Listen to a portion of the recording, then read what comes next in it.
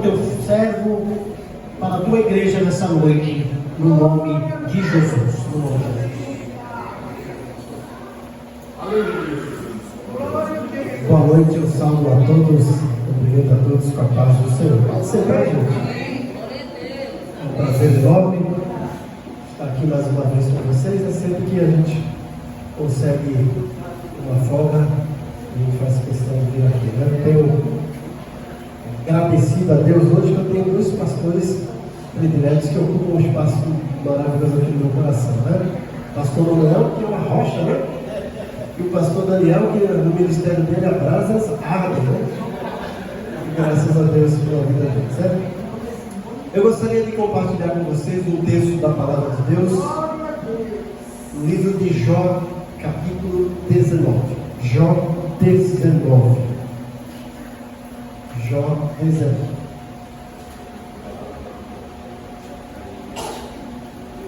Eu gostaria de ler o versículo 25 ou 27.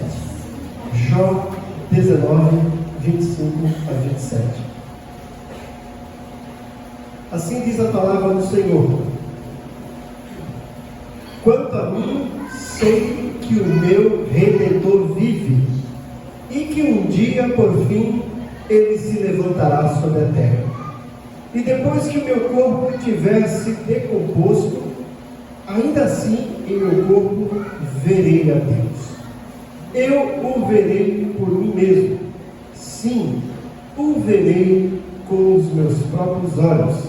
Meu coração muito anseia por esse dia.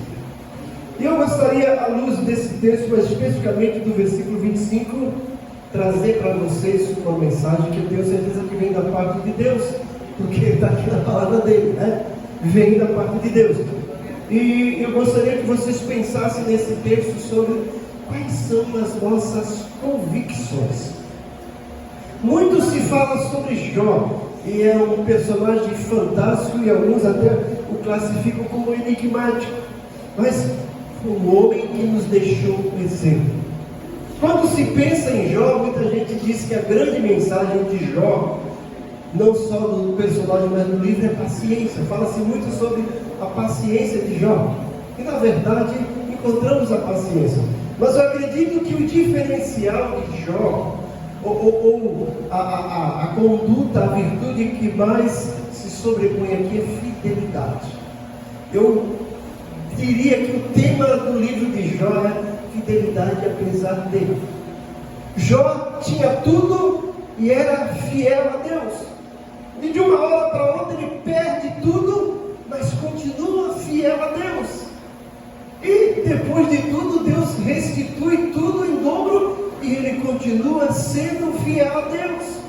Isso quer dizer que a nossa fidelidade não depende daquilo que nós possuímos ou daquilo que somos. A nossa fidelidade depende exclusivamente das nossas convicções, que são fruto do nosso relacionamento com Deus, que são fruto do nosso compromisso com Deus. Podemos dividir o livro de Jó em três partes: o exemplo de Jó, o dilema de Jó e a restituição de Jó.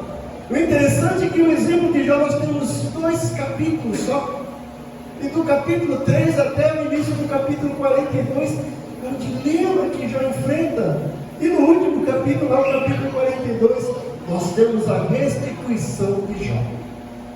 E quando a gente olha para Jó, pensando nele como exemplo, a Bíblia fala que ele era um exemplo de homem temente a Deus, era um exemplo de pai, era um exemplo de pessoa no lugar onde ele vivia, era um exemplo de patrão, porque ele tinha empregados, era um homem rico.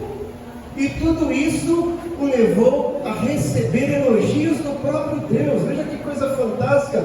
O exemplo de Jó, a Bíblia começa dizendo, se você prestar atenção, 3 vezes vai dizer no capítulo 1 e no capítulo 2. Olha, havia na terra de Uz um homem reto, íntegro, temente a Deus, que se desviava do mal. O livro começa a dizer isso. Daqui a pouco Deus olha para os anjos e para Satanás e fala assim: olha, existe alguém na terra como meu servo Jó? Porque é justo, reto, temente a Deus do que se desvia. E mais uma vez Deus fala para Satanás: olha, você me colocou contra ele sem motivo, e ele continua sendo reto, justo, temente a Deus e se desviando. Jó era um exemplo de pai, como eu disse, era um exemplo de cidadão, era um exemplo de patrão, um exemplo de pessoa. Isso nos mostra, gente, que santidade não está atrelada a dons espirituais, muito pelo contrário. O apóstolo Paulo, escrevendo para a igreja de Corinto, fala que eles tinham todos os dons, mas era a igreja mais problemática na vida e no ministério do apóstolo Paulo.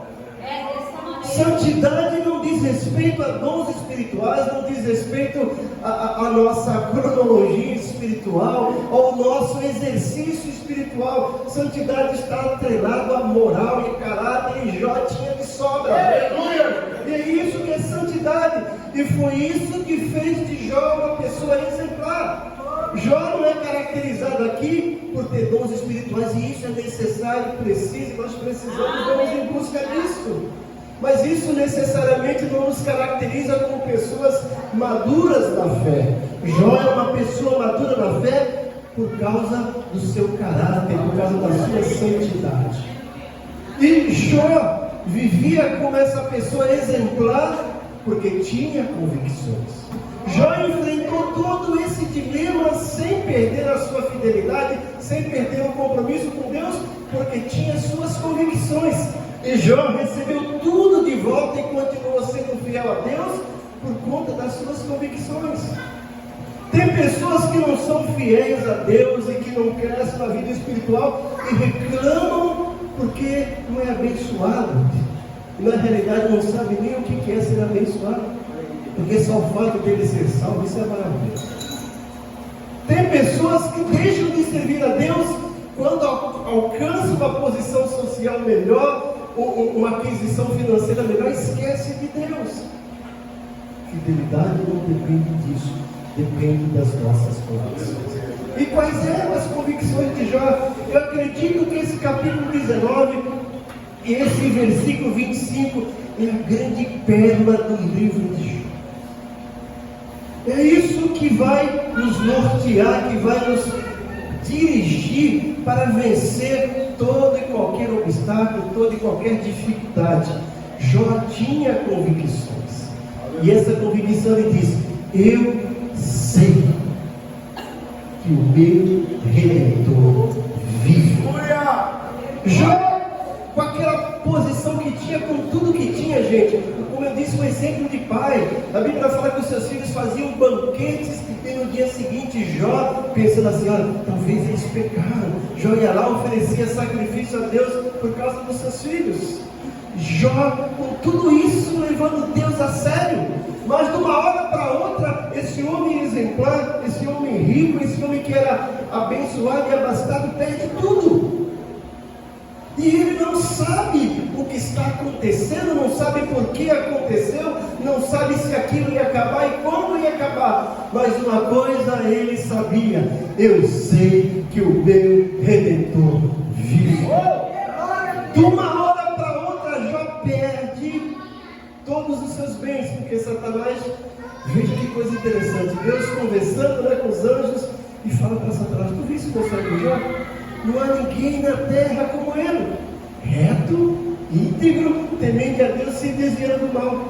E Satanás não tinha do que acusar Jó. Olha, gente, o homem que é chamado de acusador é Satanás, o nosso inimigo. Não tinha o que acusar Jó. E o que ele faz? Acusa Deus. Ah, desse jeito até eu. O Senhor cercou ele como um muro de proteção, deu bens, deu fartura, deu saúde. E Deus fala: tudo bem, tira tudo. E de uma hora para outra, gente, Jó perde toda a sua fortuna, perde todos os seus bens, perde os seus filhos e fica lá se lamentando. Não, a gente não vê Jó se lamentando.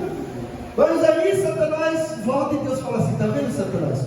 Você me colocou contra o meu servo Jó, e eu permiti que você tocasse nas coisas dele, mas ele continua reto, íntegro, temente a Deus e se desviando do mal. Satanás, mais uma vez, não tem o que acusar Jó, diz assim: também com aquela saúde de ferro, Deus fala, tudo bem, toca na saúde dele, mas não toca. E agora Jó, que tinha perdido os seus bens, perdido os seus filhos, perdido a sua fortuna, perdido até a sua dignidade, para algumas pessoas, perde sua saúde. Uma das piores coisas que nos acomete é quando a gente perde a saúde. E a gente não tem como correr atrás dos bens, das coisas. E Jó, naquele estado calamitoso, procure visualizar Jó se coçando com um caco de cerâmica, né? Tirando aquelas chagas. E para complicar, a mulher olha para ele: Jó, amaldiçoa esse teu Deus e morre. Olha que coisa, viu o peso disso? Ela não fala simplesmente: Jó, amaldiçoa esse teu Deus, mas fala: morre. E Jó olha para ela e fala assim: mulher, você está louca, você não sabe o que está falando. Olha, e resumindo o que ele disse, nós precisamos ser fiel a Deus quando Ele dá, mas devemos continuar sendo fiel a Deus quando Ele tira.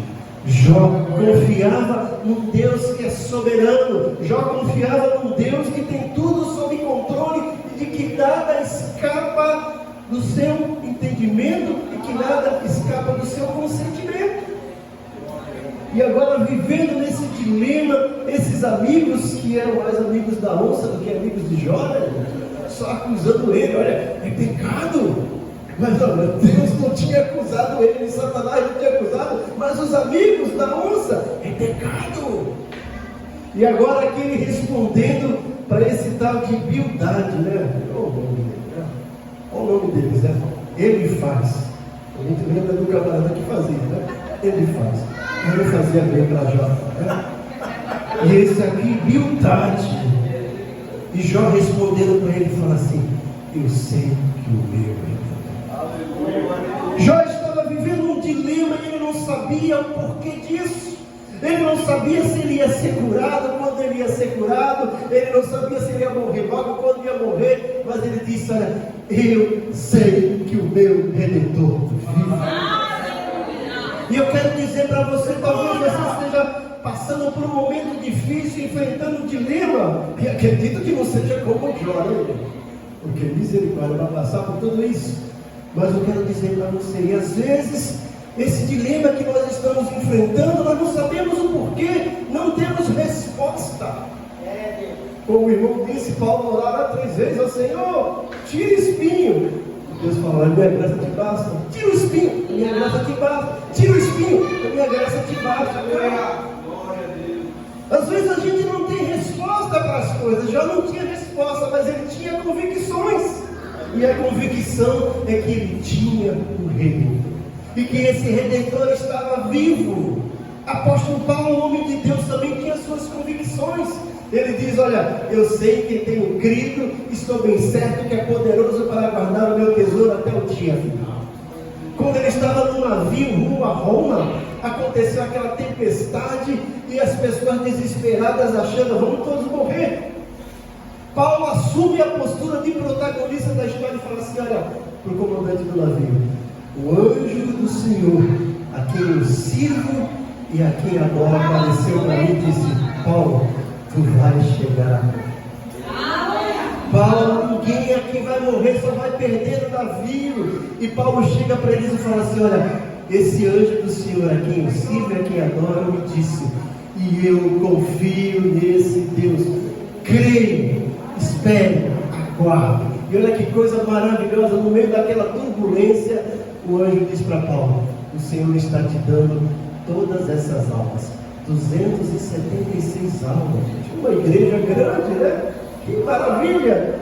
Quando nós estamos enfrentando dificuldade, às vezes os nossos olhos, o nosso foco é só voltado para a dificuldade e não entendemos o porquê e não vislumbramos que acima dessa dificuldade, dessa tempestade, existe o Redentor que está vivo.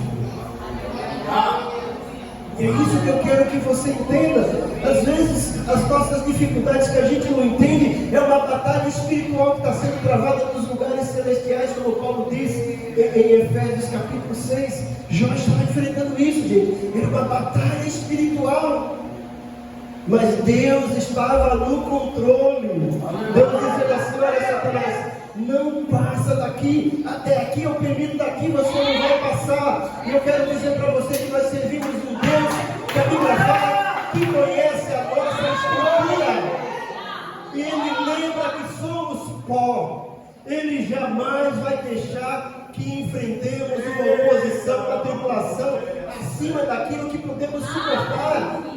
Paulo fala que no meio dessa tribulação o Senhor vem ao nosso socorro. Ele não está dizendo que a tribulação não vem, ele está dizendo que a tribulação vem, mas nós temos um Deus que coloca limites. Daqui não passa, é só até aqui que eu permito. E eu quero dizer para você nessa noite, se você é uma pessoa que serve a Deus, se você é uma pessoa que está andando em integridade com Deus, talvez você esteja enfrentando batalhas espirituais, mas Deus tem o controle. Deus tem o remo na mão. Deus está no controle com o timão do seu navio, da sua embarcação. Deus está no controle. E nós, no momento disso, precisamos o quê? Ter convicções.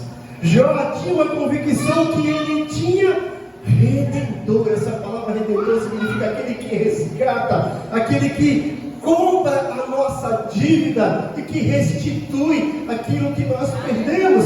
Jó tinha convicção que o Deus dele era redentor. E não apenas isso, Jó não fala assim, olha, eu sei que o Redentor vive. Ele fala, eu sei que o meu Redentor vive. Ele está tomando posse de Deus. Nós podemos tomar posse de Deus, porque nós somos filhos de Deus, por meio de Jesus Cristo. Nós somos filhos amados. E o Redentor de Jó é o meu Redentor, é o teu Redentor, é o nosso Redentor. Jó tinha essa convicção de que tinha esse Redentor, mas não apenas de que tinha esse Redentor, que esse Redentor estava vivo. É por isso que a Bíblia fala que o cristão tem uma esperança viva, porque ele serve a um Deus vivo. Vocês conhecem a história de Elias e os profetas de Baal? Elias desafia os 450 profetas de Baal. E os profetas de Baal estão lá, né? Tem meio dia para clamar para Baal. Clama e Baal não responde. Aleluia. Por que, gente? Lá no monte, que segundo a mitologia é a casa de Baal, 450 contra 1. Levaram o dia todo clamando. E Elias só olhando aquelas coisas, né? Tirando o sarro dele. Olha, eu acho que Baal saiu diferente do que eu estou pensando. Eu acho que ele está descansando. Clamem. E os profetas começaram a clamar, entraram em desespero, começaram a se retalhar, andar em volta, né, do altar, e nada de Baal respondeu.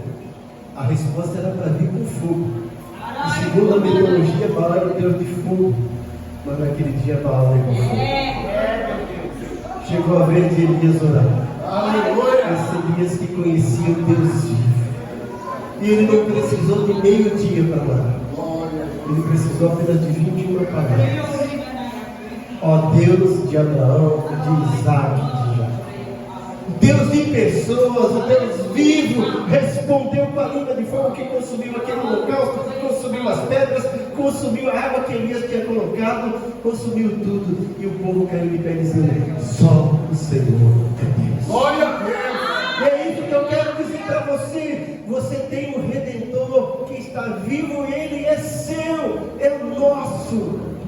Davi escreveu no Salmo 23, ele fala, o Senhor é o meu pastor. Ele não fala simplesmente, o Senhor é o pastor, Ele é o meu pastor. E Jó está dizendo, olha, o meu Redentor está vivo. Eu não sei quanto tempo eu vou enfrentar essa enfermidade, eu não sei se eu vou sair dessa enfermidade, eu não sei por que eu estou enfrentando essa dificuldade, eu não sei porque eu perdi tudo, mas eu não perdi o meu Redentor. Ele está vivo e Ele é o meu Redentor.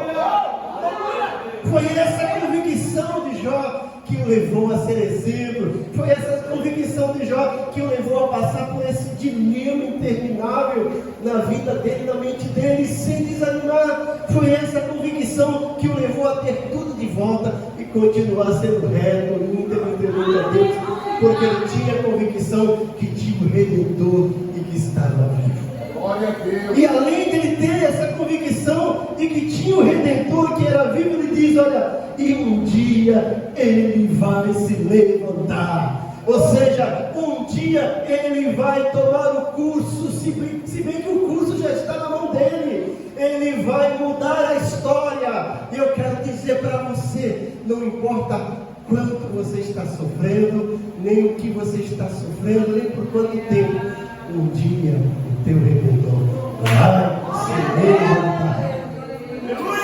E quando Deus levanta, ninguém consegue ficar de pé. Esse Deus é maravilhoso. Isaías teve a visão do trono de Deus, e naquela visão ele fala que o lugar tremeu e ele não conseguiu ficar de pé. Ele cai de joelho e diz: ai de mim, ai de mim. É esse Deus que nós servimos, é esse Deus que nós adoramos, como diz o apóstolo Paulo, que nos dá essas convicções, e são essas convicções que vão nos manter de pé diante de toda e qualquer dificuldade. É a convicção de que nós temos um Redentor, é a convicção de que esse Redentor está vivo, e é a convicção de que esse Redentor, quando Ele quiser, vai se levantar, vai mudar o curso da história. Pode o inferno todo se levantar, mas esse inferno todo vai cair diante desse Deus que se levanta. Jó sabia disso. Eu sei que o meu Redentor vive. Eu quero que você vá para casa com essa palavra. Eu quero que você sonhe com isso. Eu quero que você acorde recitando isso. O meu Redentor vive, e o meu Redentor vai se levantar, e tudo isso vai passar, e tudo isso vai acabar. E mesmo que isso não acabasse, eu vou continuar servindo a esse Redentor que vive. Mas eu sei que Ele tem o controle de tudo. Ele é soberano, Ele é supremo, nada está acima dele. O salmista escreveu no Salmo 121: elevo meus olhos para os montes. Por que ele fala isso? Porque as pessoas acreditavam que os montes eram habitados por Deus. Ele fala: olha, mas o meu socorro vem dos montes, o meu socorro vem do Senhor que está acima dos montes, que fez o céu e a terra. É esse Deus que nós servimos, que é a nossa rocha, que é a nossa fortaleza, que é o nosso socorro bem presente na hora da angústia. Jó tinha a convicção de que tinha um Redentor pessoal, e que esse Redentor pessoal estava vivo, e que esse Redentor pessoal um dia iria se levantar, iria me dar um curso. E ele fala: depois que meu corpo tiver se decomposto, ainda assim meu corpo veria. Ele quer dizer, mesmo que eu morra, mesmo que essa enfermidade me consuma e meu corpo vire cinzas, eu verei o meu Redentor. Nós temos essa convicção, gente. Tem um hino que a gente canta, eu acho que é da harpa, né? Nossa esperança é sua vinda. Ó Rei dos Reis, vem nos buscar. Nós aguardamos Jesus ainda para nos dar glória. A esperança do crente é o arrebatamento da igreja, onde todo o sofrimento vai acabar, onde a gente não vai mais ter as ites da vida, não vamos ter mais rinite, bronquite, sinusite, nós só vamos ter eternidade de bênção, de saúde e de longevidade, porque o Senhor disse: não se turbe o vosso coração, creia em Deus, creia também em mim. Na casa de meu pai há muitas moradas, e se não fosse assim eu não teria dito, porque eu vou preparar lugar e voltarei para levar para onde quer que eu esteja, vocês estejam também. Essa é a nossa esperança. Não importa, já está dizendo, mesmo que meu corpo entre em decomposição, mesmo assim eu verei o meu Redentor face a face. Eu verei por mim mesmo e verei com meus próprios olhos. Vai estar dizendo, o meu coração muito anseia por esse dia. Essa é a nossa esperança, de ver o Senhor face a face. Quantas pessoas tiveram o privilégio de ver Jesus aqui no seu ministério terreno? Mas nós temos um privilégio maior, que o veremos glorificado. Ele glorificado, e nós com o nosso corpo glorificado. É isso que eu queria dizer para você nessa noite. Talvez você não entenda as coisas que estão acontecendo, mas são batalhas que são travadas nos lugares celestiais. E nós temos o nosso general. batalhando por nós. Nós temos o Senhor dos exércitos, não é do exército, é o Senhor dos exércitos que batalha por nós. E como disse Jó, nós precisamos dessas convicções para enfrentar e para vencer todas essas dificuldades.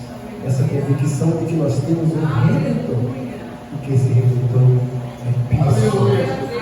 Que esse Redentor, pessoal, está vivo, não está ocioso, não está inoperante, está vivo. E que esse Redentor vai se levantar e vai mudar o curso da nossa história. E o que é mais importante, um dia nós o veremos face a face.